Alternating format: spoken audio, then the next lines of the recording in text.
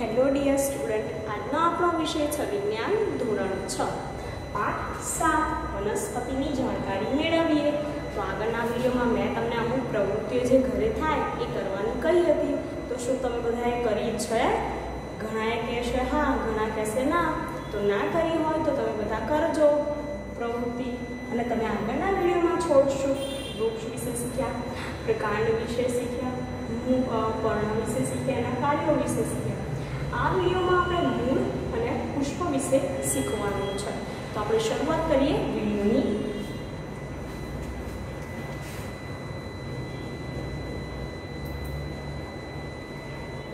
મૂળ। આ ચિત્ર જુઓ। તમારા મત મુજબ કોણ પોતાના છોડને યોગ્ય રીતે પાણી આપી રહ્યું છે? પહેલી કે બીજો? શા માટે? પહેલી પોતાના છોડને યોગ્ય રીતે પાણી આપી રહી છે કારણ કે તે કુંડાની માટીને પાણી આપી રહી છે જેમાં છોડના મૂળ આવેલા હોય છે। મૂળ પાણીનો પુરવઠો છોડના અન્ય ભાગમાં પૂરો પાડે છે। છોડના મૂળ જમીનમાં હોય છે। ચાલો પ્રવૃત્તિઓ દ્વારા આ ભાગ વિશે વધુ શીખીએ। પ્રવૃત્તિ।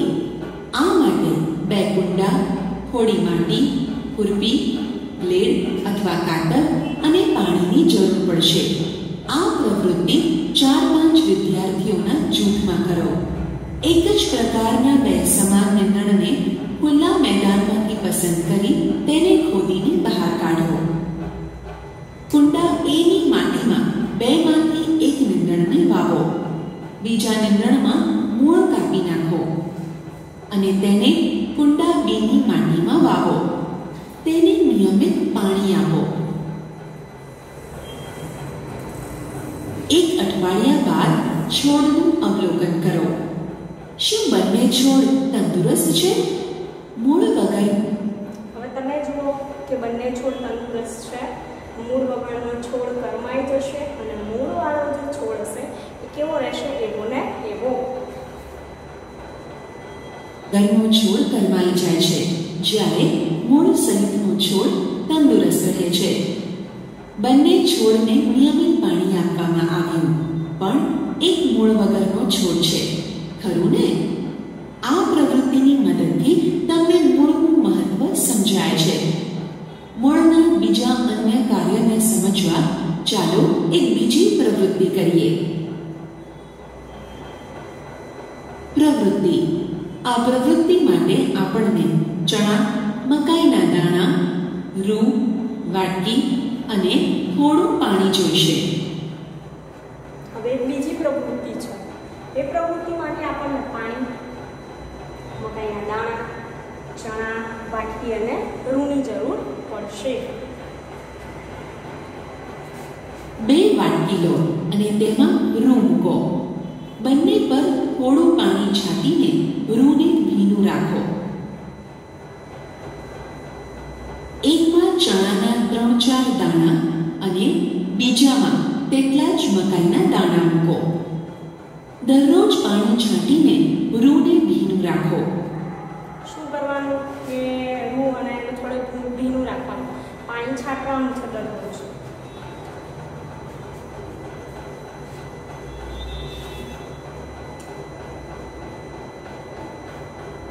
2 દિવસ સુધી દાણાનું અવલોકન કરો। તમે શું જોયું? તમે જોશો કે ફણગાવેલા બીજનો વિકાસ થાય છે। 1 અઠવાડિયામાં ફણગાવેલા બીજમાંથી બાળ છોડનો વિકાસ થાય છે। તો તમે જોયું કે 1 અઠવાડિયામાં ફણગાવેલા બીજનો શું થાય છે? વિકાસ થાય છે। હવે બાળ છોડને રૂથી અલગ કરવાનો પ્રયત્ન કરો। તમે જોયું હશે કે મૂળને રૂથી સહેલાઈથી દૂર કરી શકાતા નથી।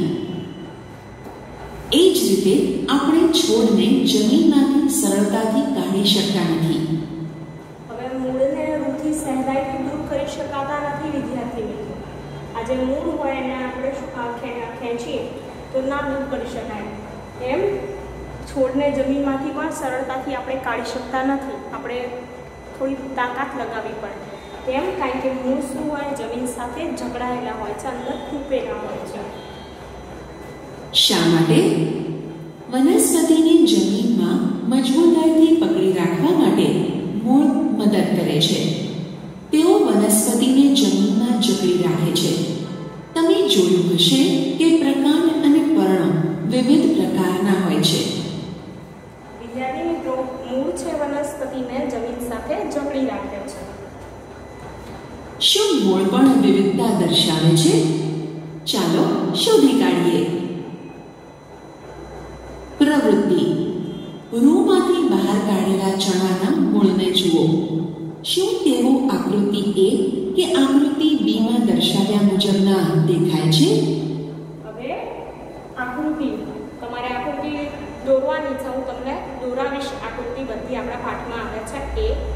પણ અહીંયા અત્યારે તમે જુઓ કે આકૃતિ A અને B એ અહીંયા મકાઈના મૂળ અને ચણાના મૂળ છે એના જેવી દેખાય છે. તો થોડી ઘણી હા એના જેવી દેખાય છે. આકૃતિ B ચણાના મૂળ દર્શાવે છે. આકૃતિ A મકાઈના મૂળ દર્શાવે છે. મકાઈના મૂળ વિશે શું કહેશો? કઈ રીતે ચણા અને મકાઈના મૂળ સમાન છે? કઈ રીતે તેઓ જુદા છે? એવું કીધું છે. મકાઈના મૂળ વિશે શું કહેશો? કઈ રીતે ચણા અને મકાઈના મૂળ સમાન છે અને કઈ રીતે તેઓ જુદા છે એવું કીધું છે. ચણા અને મકાઈના મૂળના કાર્યો સમાન છે, એટલે કે તેઓ વનસ્પતિને જમીનમાં જકડી રાખે છે, પણ તેઓની રચના જુદી જુદી છે. લાગે છે કે બે પ્રકારના મૂળ હોય છે, ખરું ને? શું બીજા પ્રકારના મૂળ પણ હોય છે? મોટા ભાગે બે પ્રકારના મૂળ હોય છે એ આપણે આ પાઠમાં શીખવાનું છે. અને એવું કીધું છે કે બીજા પ્રકારના શું મૂળ હોઈ શકે ખરા? વિચારો. ચાલો શોધી કાઢીએ. પ્રવૃત્તિ: જ્યાં ઘણું બધું નીંદણ ઉગતું હોય તેવા ખુલ્લા મેદાનમાં જાઓ. થોડાક નીંદણ ખોદીને કાઢો. હવે નીંદણ એટલે શું વિદ્યાર્થી મિત્રો? તમે જાણો છો કે વનસ્પતિની આસપાસ બિનજરૂરી ઊગી નીકળતી જે વનસ્પતિ છે એને નીંદણ કહેવાય છે. પાણીથી તેનું મૂળ ધોઈને તેનું અવલોકન કરો. પાણીથી તેના મૂળ ધોઈ નાખવાનું છે નીંદણ, અને પછી તેનું અવલોકન કરવાનું. કારણ કે ધોઈએ નહીં તો માટી દેખાશે, એટલે ધોઈ નાખી અને પછી એનું અવલોકન કરવાનું. ખોદીને કાઢેલા નીંદણના મૂળ આના જેવા જ છે. મૂળના આ પ્રકારને સોટી મૂળ કહે છે. કઠોળ અને આંબો જેવી વનસ્પતિના મૂળનો જમીનની સપાટી નજીકનો ભાગ જાડો હોય છે. કઠોળ અને આંબો એમાં શું હોય કે જે મૂળનો ભાગ હોય ને જમીનની સપાટીની નજીકનો ભાગ એ જાડો હોય છે. જે પ્રકાંડના અંતેથી વિકસે છે તેને મુખ્ય મૂળ કહે છે, અને મુખ્ય મૂળમાંથી અનેક નાના અને પાતળા મૂળ નીકળે છે. હવે તમે અહીંયા જો કે મુખ્ય મૂળમાંથી અનેક પાતળા અને નાના મૂળ જોવા મળે છે. આ મૂળને પાર્શ્વ મૂળ કહે છે. પાર્શ્વ મૂળ જમીનમાં ઊંડે સુધી પહોંચે છે. હવે જે નાના મૂળ દેખાય છે બીજા મુખ્ય મૂળની આસપાસ તેને કહેવાય પાર્શ્વ મૂળ, અને એ પાર્શ્વ મૂળ જમીનમાં ઊંડે સુધી વિસ્તરેલા હોય છે. સોટી મૂળ પ્રકારની વનસ્પતિના ઉદાહરણો બાલસમ, વટાણા, લીમડો અને રાઈ. સોટી મૂળ પ્રકારની વનસ્પતિના ઉદાહરણતા બાલસમ, લીમડો અને રાઈ, વટાણા. બીજા પ્રકારના મૂળ ધરાવતી વનસ્પતિમાં મુખ્ય મૂળ હોતા નથી. બીજા પ્રકારના મૂળ ધરાવતી વનસ્પતિ છે તે વનસ્પતિમાં મુખ્ય મૂળ હોતા નથી. વનસ્પતિ જેવી કે ઘાસ, ચોખા અને શેરડીના મૂળમાં મુખ્ય મૂળ હોતા નથી. એવું કીધું છે કે ઘાસ છે, ચોખા છે અને શેરડી એવી જે વનસ્પતિ છે તે વનસ્પતિમાં મુખ્ય મૂળ હોતા નથી. તેઓમાં ઘણા નાના અને પાતળા મૂળ હોય છે, તેમજ બધા જ મૂળ સમાન દેખાય છે. બધા કેવા દેખાતા હોય? એક સમાન દેખાતા હોય છે. તેને તંતુ મૂળ કહે છે. બગીચા. હવે આ જે મૂળ છે એ મૂળ ને તંતુ મૂળ કહેવાય. આગળ આપણે મૂળ જોયું એને સોટી મૂળ કહેવાય. મૂળના બે પ્રકાર છે, સોટી મૂળ અને તંતુ મૂળ. તો બગીચા અને રમતના મેદાનમાં જોવા મળતા ઘાસ તંતુ મૂળ ધરાવે છે. ચા અને રમતના મેદાનમાં જોવા મળતા ઘાસ તંતુ મૂળ ધરાવે છે. ઘાસ સમાન લંબાઈના અને ખૂબ નાના મૂળનો સમૂહ ધરાવે છે. હવે ઘાસ સમાન લંબાઈના અને ખૂબ નાના મૂળનો સમૂહ ધરાવે છે. વનસ્પતિ જેવી કે ઘઉં, ચોખા, મકાઈ, બાજરી, શેરડી અને વાંસ તંતુ મૂળ ધરાવે છે. હવે તંતુ મૂળના ઉદાહરણ આપેલા છે કે ઘઉં, ચોખા, મકાઈ, બાજરી, શેરડી, વાંસ એ શું ધરાવે છે? તંતુ મૂળ ધરાવે છે. એકઠા કરેલા નીંદણને બે જૂથમાં મૂકો. એકઠા કરેલા નીંદણને બે જૂથમાં મૂકવાના છે. જૂથ એ માં સોટી મૂળને અને જૂથ બી માં તંતુ મૂળને મૂકો. જૂથ એ માં સોટી મૂળ અને જૂથ બી માં તંતુ મૂળ. એકઠા કરેલા નીંદણમાં ડેન્ડેલિયન અને લૂણી ભાજીમાં સોટી મૂળ હોય છે. હવે એકઠા કરેલા જે મૂળ છે એનું નામ શું છે? તો ડેન્ડેલિયમ એન્ડ લૂણી ભાજી કે એમાં સોટી મૂળ પ્રકારના હોય છે મૂળ. આ મૂળની વાત ચાલી રહી છે. તેથી જૂથ એ માં મૂકવામાં આવે છે. ઘરો, ઘાસ તંતુ મૂળ પ્રકારના મૂળ ધરાવતા નીંદણ હોવાથી જૂથ બી માં મૂકવામાં આવે છે. હવે ઘરો અને ઘાસ એ તંતુ મૂળ પ્રકારના વનસ્પતિ છે. જૂથ એ અને જૂથ બી માં રહેલી વનસ્પતિના પર્ણો જુઓ. તેમાં કયા પ્રકારનો શિરાવિન્યાસ છે? જૂથ એ માં રહેલી વનસ્પતિના પર્ણોમાં જાલાકાર શિરાવિન્યાસ જોવા મળે છે અને જૂથ બી માં સમાંતર શિરાવિન્યાસ જોવા મળે છે. વિદ્યાર્થી મિત્રો, જૂથ એની જે વનસ્પતિ છે એ વનસ્પતિમાં કયો શિરાવિન્યાસ છે? જાલાકાર શિરાવિન્યાસ. એટલે કે સોટી મૂળ ધરાવતી વનસ્પતિમાં કયા પ્રકારનો શિરાવિન્યાસ જોવા મળે? તો જાલાકાર શિરાવિન્યાસ જોવા મળે છે. અને તંતુ મૂળ ધરાવતી વનસ્પતિમાં કેવા પ્રકારનો શિરાવિન્યાસ જોવા મળે? તો સમાંતર શિરાવિન્યાસ જોવા મળે છે. આ રીતે અત્યાર સુધીની પ્રવૃત્તિમાં અભ્યાસ કરેલી કેટલીક વનસ્પતિના પર્ણના શિરાવિન્યાસ અને મૂળના પ્રકારોને જોડી શકાશે. આંબો અને લીમડાના પર્ણો જાલાકાર શિરાવિન્યાસ ધરાવે છે.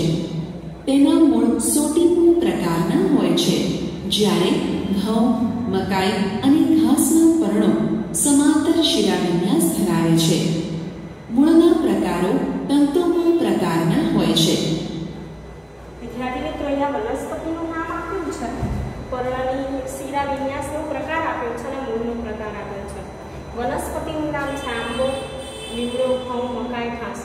આંબો છે એ શિરાવિન્યાસ કેવો? જાલાકાર અને મૂળ કેવું? તો સોટી મૂળ. બીજું છે લીમડો, તો લીમડાનો શિરાવિન્યાસનો પ્રકાર જાલાકાર અને મૂળનો પ્રકાર છે સોટી મૂળ. વનસ્પતિનું નામ છે ઘઉં, તો એમાં પર્ણની શિરાવિન્યાસ સમાંતર અને મૂળનો પ્રકાર તંતુ મૂળ. વનસ્પતિનું નામ મકાઈ છે, પર્ણની શિરાવિન્યાસનો પ્રકાર સમાંતર અને મૂળનો પ્રકાર કેવો છે? તંતુ મૂળ. પછી વનસ્પતિનું નામ ઘાસ છે, શિરાનો વિન્યાસનો પ્રકાર સમાંતર અને મૂળ કેવા પ્રકારના? તંતુ મૂળ. તો તમને ખબર પડવી જોઈએ કે સોટી મૂળ પ્રકારની સોટી મૂળ ધરાવતી વનસ્પતિ હોય એનો શિરાવિન્યાસ જાલાકાર હોય, તંતુ મૂળ ધરાવતી વનસ્પતિ હોય એનો શિરાવિન્યાસ સમાંતર હોય છે. અથવા તો એવું પૂછાય કે સમાંતર શિરાવિન્યાસ ધરાવતી વનસ્પતિમાં મૂળ કેવા હોય? તો તંતુ મૂળ છે. આમ સોટી મૂળ પ્રકારની વનસ્પતિના પર્ણો જાલાકાર શિરાવિન્યાસ ધરાવે છે અને તંતુમૂળ પ્રકારની વનસ્પતિના પર્ણો સમાંતર શિરાવિન્યાસ ધરાવે છે. બુજો પાસે એક અદ્ભુત વિચાર છે. જો તેની મૂળ કયા પ્રકારના હશે તે જાણવું હોય તો વનસ્પતિને ખેંચવાની જરૂર નથી. તે ફક્ત તેના પર્ણો જ જુએ છે. આપણે શીખ્યા છીએ કે મૂળ જમીનમાંથી પાણી અને ખનિજ તત્વોનું શોષણ કરે છે. વિદ્યાર્થી મિત્રો, તમને ખબર છે અને આપણે જાણીએ છીએ આગળ શીખ્યું વિડીયોમાં કે મૂળ છે પાણી અને ખનિજ ક્ષારોનું શું કરે છે? વહન કરે છે. અને પ્રકાંડ તેને પર્ણો તથા વનસ્પતિના અન્ય ભાગ સુધી લઈ જાય છે. પ્રકાંડ એ શું કરે છે? તો પર્ણ અને બીજા ભાગો તરફ આ જે મૂળે શોષેલા પાણી અને ખનિજ ક્ષાર છે એને લઈ જાય છે. પર્ણો ખોરાક તૈયાર કરે છે.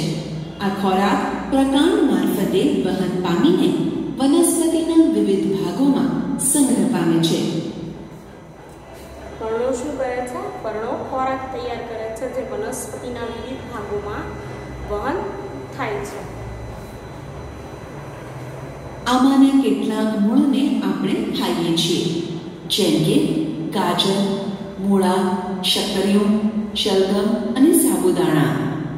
વિદ્યાર્થી મિત્રો, આમાંથી આપણે કેટલાક મૂળને ખાઈએ છીએ, જેમ કે ગાજર, મૂળો, શક્કરિયું, શલગમ અને સાબુદાણા.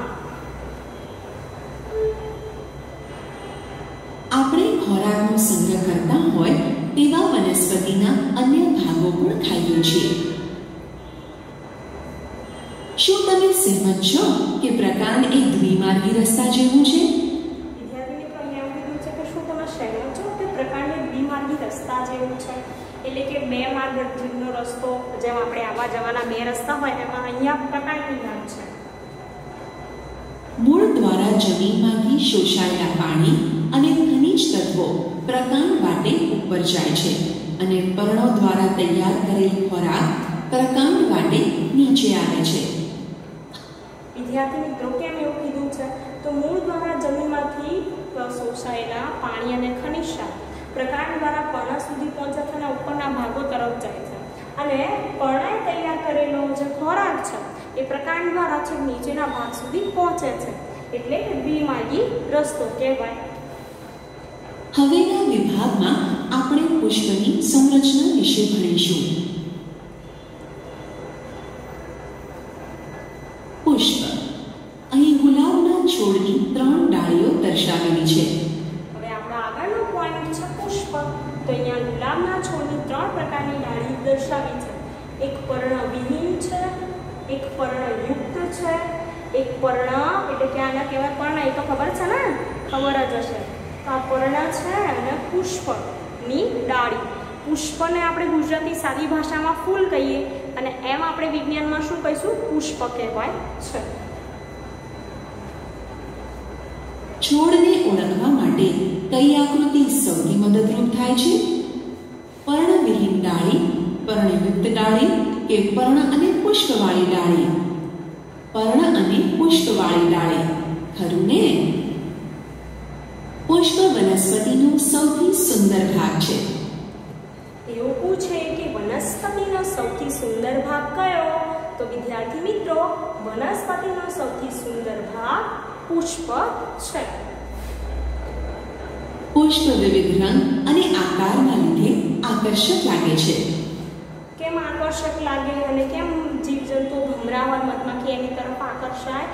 કારણ કે તેઓ વિવિધ રંગના હોય છે. તમે અહીંયા જોઈ શકો કેવા બધા રંગના ફૂલ દેખાય છે અને એ ઉપરાંત તેના આકાર પણ કેવા હોય છે? અલગ અલગ. તમે બગીચામાં કે એમાં ક્યાંય જોયું હશે તો અલગ અલગ રંગના સરસ મજાના ફૂલ એટલે કે પુષ્પ દેખાતા હોય છે. એ ઉપરાંત આપણે દર વર્ષે ફ્લાવર શોનું આયોજન થાય છે રિવરફ્રન્ટ પર અમદાવાદમાં, તો ત્યાં પણ તમે મુલાકાત લીધી હશે કે અલગ અલગ પ્રકારના ફૂલમાંથી નવી નવી રચનાઓ બનાવવામાં આવતી હોય છે ત્યાં. તો તમે બધા કોઈ દિવસ જોવા ગયા છો? ના ગયા હોય તો જજો હવે થાય ત્યારે ફ્લાવર શોનું આયોજન. તો અહીંયા આપણે એવું કીધું છે કે પુષ્પ વિવિધ આકાર અને રંગના હોવાથી તે આકર્ષક લાગે છે. પુષ્પના નીચેના લીલા રંગના પહોળા ભાગને પુષ્પાસન કહે છે, જેના પર પુષ્પ ગોઠવાયેલું હોય છે. હવે પહેલો ભાગ છે પુષ્પાસન એટલે શું? વિદ્યાર્થી મિત્રો, ત્યાં કીધું છે પુષ્પાસન એટલે શું? તો પર્ણની નીચેનો પુષ્પની નીચેનો જે ભાગ છે જેના પર આખું પુષ્પ ગોઠવાયેલું હોય તેને કહેવાય પુષ્પાસન. પુષ્પમાં સામાન્ય રીતે 4 ભાગો આવેલા હોય છે: દલપત્ર, વજ્રપત્ર, પુંકેસર અને સ્ત્રીકેસર. પુષ્પમાં સામાન્ય રીતે 4 ભાગો આવેલા હોય છે વિદ્યાર્થી મિત્રો. કયા કયા 4 છે? યાદ રાખજો પુષ્પના ભાગોના નામ.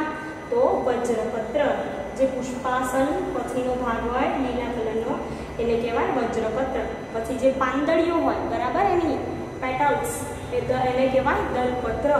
અને અંદર 2 ભાગ હોય છે બીજા આવી રીતે, એક પુંકેસર અને બીજું સ્ત્રીકેસર. તો આ તમે જુઓ પુષ્પના 4 ભાગો ધ્યાનથી જોવાનું છે.